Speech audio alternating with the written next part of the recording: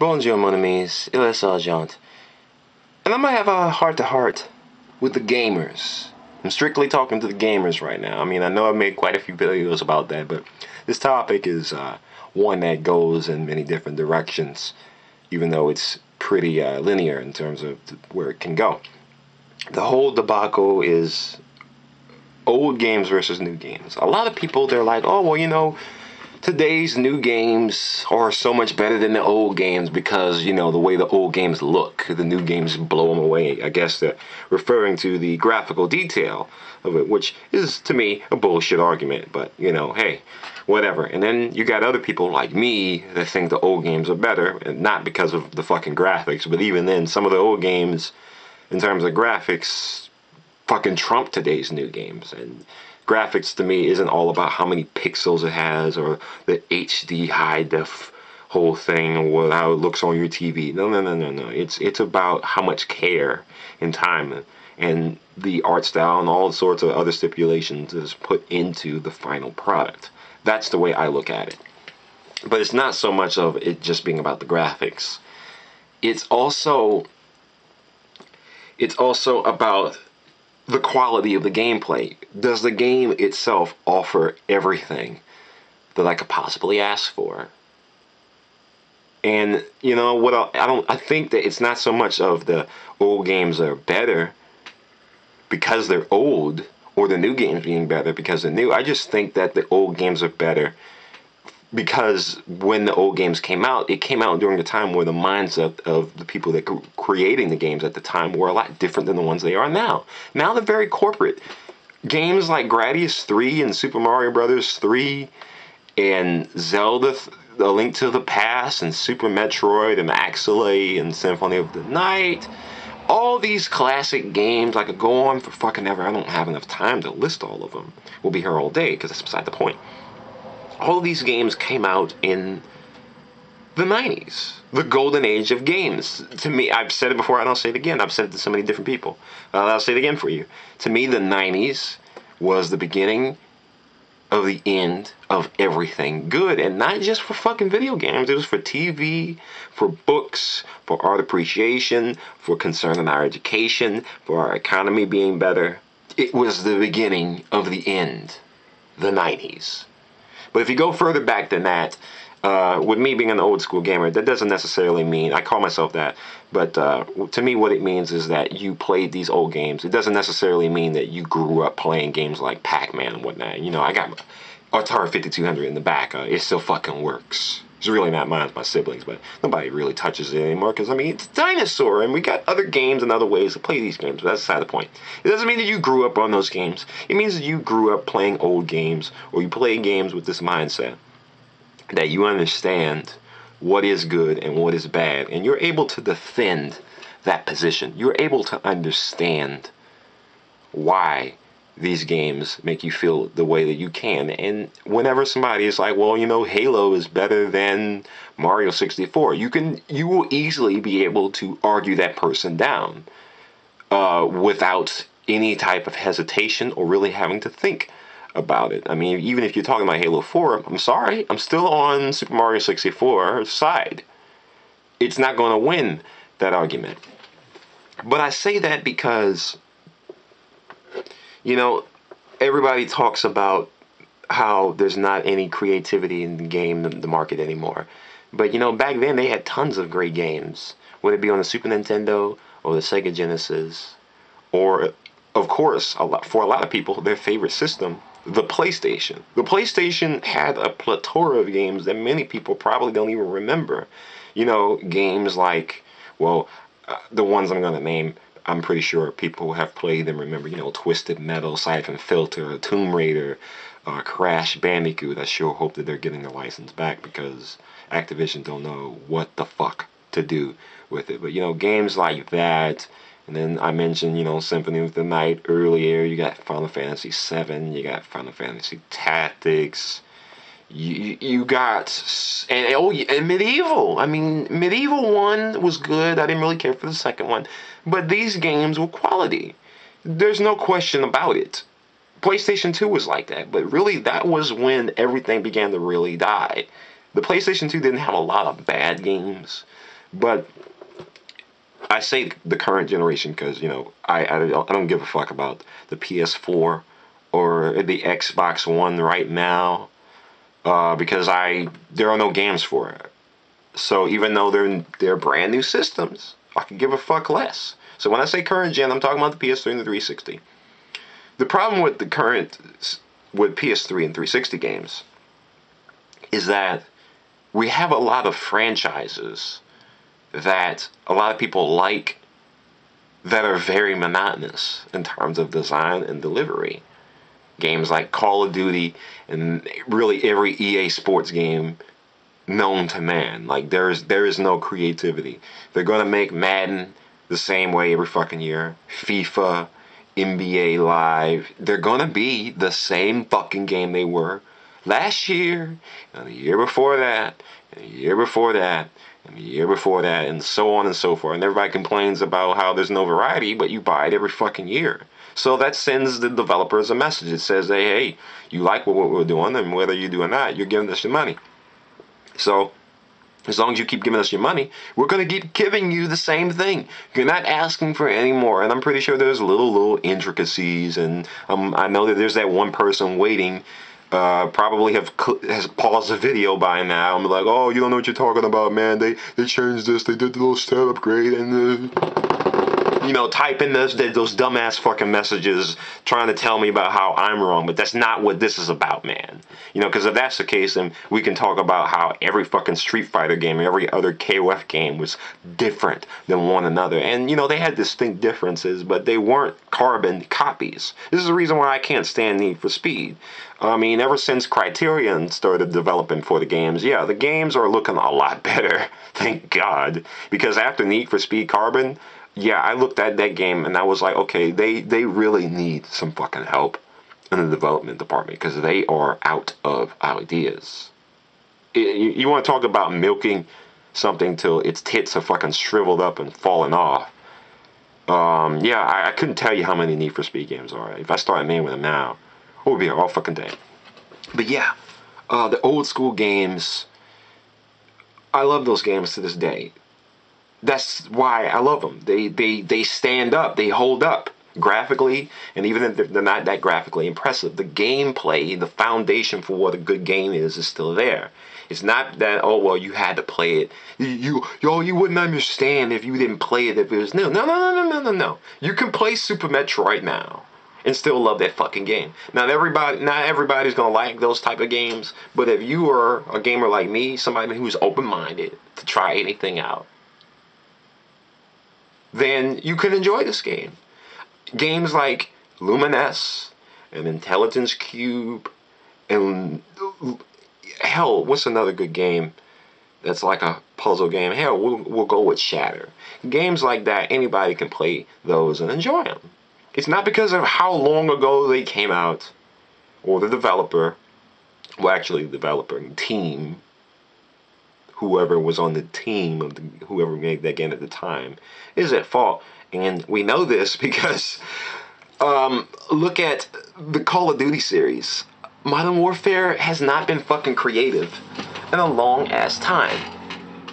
The last time it was creative was what? The first one. It was the first one in the series. It was new. No fucking shooter was doing things like that. In fact, look at Halo 3 and then look at Modern Warfare 1. And then look at Halo Reach. And then look at Modern Warfare 2. In fact, Halo Reach verbatim stole the leveling system from Call of Duty. Like, they didn't have kill streaks and all that, but the whole leveling thing, hell, even Gears of War took it afterwards. I think they did that in the second one, if I'm not mistaken, or maybe in the first one. It's been a while since I played those games in multiplayer, but I'm not really into shooters anymore. If I had to get a shooter, I'd get Titanfall. I don't plan to get an Xbox One for it. I would like to have a strong computer for it, because people can talk about, oh, there's no community. Yeah, well, you know, there's something called the internet, and human beings use it, and they talk to each other, and you will find that matchmaking will not be a problem in that kind of fucking game. So no, you fail again. Once again, I don't need the fucking Xbox One. I think the Xbox One is a fucking disgrace in terms of what people consider a gaming system. This is not a gaming system. This is a box of fucking gimmicks. That's what it is. In fact, the main advertising aspects of the system are the little things that it can do. But there are no fucking games to show. There's like a handful of games, and fuck those games. No one's going to lose any sleep over not playing the next Forza Motorsport game, shitty Killer Instinct, or the next Dead Rising. Now, Rise, the Roman thing, that looks interesting, kind of. But even if it stays as an exclusive, will I miss out on such a big experience? I seriously doubt it. I would like to be wrong about this, though, but usually a lot of times when I call these things, I'm very correct about them. I called it about Soul Calibur 5. I called it about Killer Instinct. I called it about Call of Duty Ghosts. I called it about Cross Tekken. And every shitty game in that category, I called them how bad I think they're going to be. And guess what? In the end, they're pretty fucking bad. Does that mean I'm a psychic? No, it means I have a good common sense. The whole old game versus new game debacle, though. The thing is that the market, there was no market for these type of things. It wasn't until like the PlayStation came out. I mean, before then it was a market, but it wasn't as big as it is now. It gradually built to be this thing where like, oh, you know, we can make money. This is a very lucrative business idea that we can get into. The mindset behind it was not the same, you know. But now they're very corporate, and as a result, see, back then we had tons of games to pick from. We could pick any random game, and the chances of it being good were pretty high. And as I'm talking about this, I'm thinking about all the old games that I just missed out on, never really got a chance to play. Games like Parasite Eve and the Gecko games. You know what I'm talking about too. You know, Enter the Gecko and Deep Sea Gecko, whatever the name annotation was called. I didn't play the first two Gran Turismo games. They were great. I played the third one though, which to me was the best one. It hasn't been much better. What's another game that I can remember that I wanted to play but didn't get a chance to? Oh yeah, Mega Boost was one of those games as well. Now, I played the big ones like Final Fantasy VII, Final Fantasy Tactics, Metal Gear Solid, quite a few other games. I can't think of all of them. Vagrant Story is a fucking classic. You can argue with me all you want about that. It's one of the better RPGs I've played in quite some time. Everybody talks about Chrono Trigger. You know what? I still like Chrono Trigger, but I just don't think that it is the best of RPGs. I think it's pretty overrated, to be honest with you. And it's been a while since I played it, so maybe I should go back in time. Again, yes, the pun was intentional. Maybe I should go back in time and play it. Same with Final Fantasy VI. I love Final Fantasy VI. I still think it is the best one in the numerical series. But, you know, I can defend my positions on these types of games. Today's gamers, they're not going to be able to defend their position or why they think their favorite games are so good. They're going to be like, oh, well, you know, it's better than the last game I played. Which, you know, was fair, but, I mean, what's stopping you from buying these games? The fact that it's not the genre of game you prefer? Or is it the developer? Or is it the name? Or is it gameplay style? Or is it the graphics? What is it that attracts today's gamers? I don't think people quite have...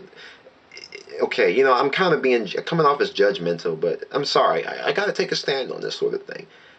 I have always wondered what draws in today's gamers to buy games like the next Dragon Ball Z and Naruto game when you can look at these games yourself and see that they're using the same game engine over and over again. I mean, Raging Blast, isn't that Budokai's game engine just modified? Is it not verbatim the same fucking game? That's why I didn't really care for the Tenkaichi games, because they were the same thing. And the things that I didn't like about the first one were still in the second one, were still in the third one. So I said, fuck these games. I did not buy them. Thank God for there being a play and trade in the area and a bunch of other friends that had the game at the time for me to test these out and for me to not waste my time and money on them. So yeah, With new games, I'm way more critical on them than I am with old games. Old games, they don't fail me often. You know, I can sit down and play a game like Medieval or Alundra or Front Mission 3. And yeah, I'm going and say it, Mega Man 8. And actually enjoy these games. Now, they may not be the best games, but at least I have something to talk about in the end. Like, yeah, like I liked Musashi, Brave Fence and Musashi. That was a good game. What about Einheimer? Ooh, a nice little interesting experiment. Not the best. Threads of Fate, made by Squaresoft back when it gave a fuck. It was an interesting little experience. But when I think about today's new games, the last game I can talk about that really blew me away. Here, let me think about it. Grand Theft Auto 5, The Last of Us, and that's it. Like I can't think of nothing, man. Like I can't think of nothing. My mind is a little blown right now, but at the same time, you know, if I started naming PS2 games I fucking fell in love with, hell, let's try it. Devil May Cry 3, Odin Sphere, Shadow of the Colossus, Metal Gear Solid 3, Jack 2. There's so many of them. I don't. Oh, the first Devil May Cry was good too. Resident Evil 4, well, GameCube version still superior, but it was on the PS2. The God of War games, I liked those. Those were good. The first Jak and Daxter. I didn't really care for the third Jak and Daxter. And Final Fantasy X was good. The first two Kingdom Hearts games were good as well. You see what I'm saying? I don't really have to think about games that blew me away back then. And if I go on the Super Nintendo, we're going to be all fucking day. So, you know, what I'm trying to say is that it's not about how old the game is or what system it came out with, the graphics were. It's about who made these fucking games at the time and how they were made. If Devil May Cry came out now, one, it probably wouldn't be with fucking Capcom, which would be a good thing. They probably would have ran Onimusha into the ground first before Devil May Cry came out, which, you know, interesting story. The foundation of Code Veronica X, or Code Veronica originally was supposed to be the first Devil May Cry. And, you know, it, needless to say, did not become it, and it became the first Devil May Cry. But do you think that that if Devil May Cry were a new game, do you really think that it would have lasted as long and had much of a legacy as it does now? No, it wouldn't, and I'm going to tell you why. Because of the developers. The last Devil May Cry game that came out was made by a team of developers that were new to the whole thing. And they didn't do a terrible job, but it wasn't the same people. Which is why it doesn't surprise me for me to not hear much talk about a sequel in the works. Because I remember after the first Devil May Cry, it being such a big hit, that a sequel was already in talks. And they kind of blew the ball with that one, and then after a while, Devil May Cry kind of died. Then the third one came out and brought it back to life. Fourth one, yeah. And really, the fourth one could have been a lot better had it not been with the whole loss of exclusivity, because it was supposed to be, from like I understand, a PS3 exclusive. Same with Bayonetta. The PS3 version of Bayonetta was terrible. The 360 version was superior because it was supposed to be a 360 exclusive. We know this because the opening trailers showed it being for the 360. Still a great game, but, you know, because of programming issues with the PS3, which every team of developers, not everyone, but most of them, seem to have, and some of them can't even make a fucking game, an HD version of a fucking game, or two games, I should say, that were made over 10 years ago. Silent Hill 2 and 3, there is no fucking excuse of why both versions of those collections, or those compilations, were as bad as they were. They were lazy in terms of what they were doing with it. I mean, how do you have more problems for games that have already been made, that have been established? Are you fucking kidding me? You can't tell me that you lost the game code, because I can get the fucking ice off either one of those games. I sure hope that, you know, with the current gen, and when I say current gen, this time I'm referring to the PS4 and the Xbox One, I'm not going to be buying either one of those systems for a while, but I hope that in the future that we have some real good games and that the game industry gets its act together and really figures out where they should be going with their games. Instead of it being about, well, we got to get this rendition or entry into the series. This is the reason why I don't like Assassin's Creed, because it's formulaic. You know, I can't fucking stand Assassin's Creed. I've given it more chances than it fucking deserves with me. It's the same game every fucking year, and I don't get anything out of the last one that I played, as opposed to the next one that I would play, in theory. And I just hope that the gaming industry doesn't fall apart. Because, a while back I was thinking, it seems like all that's left is for the big video game crash in the 80s to happen again. And my thing is, though, if it did happen, do you think that any of the companies or any of the developers will be able to bring it out of its rut now? And if they did, to me, I don't think it would be a quick thing. It would take some time. And it would also mean that a lot of people will be pissed off. And I think gaming would go back to where it used to be. It used to be something that was a bit more exclusive to us gamers. Now it's about, well, how many different people can we get to play this game? It's cool to have your family involved, but it also means that the games are going to be more watered down. They're going to be easier. There's not going to be much substance to them. God forbid they ever make a Metal Gear Solid game that's, made like a typical Mario Wii game. I sure hope that doesn't happen. But hey, I've gone on long enough. You give me your thoughts. Au revoir. Merci, mon amis. Peace.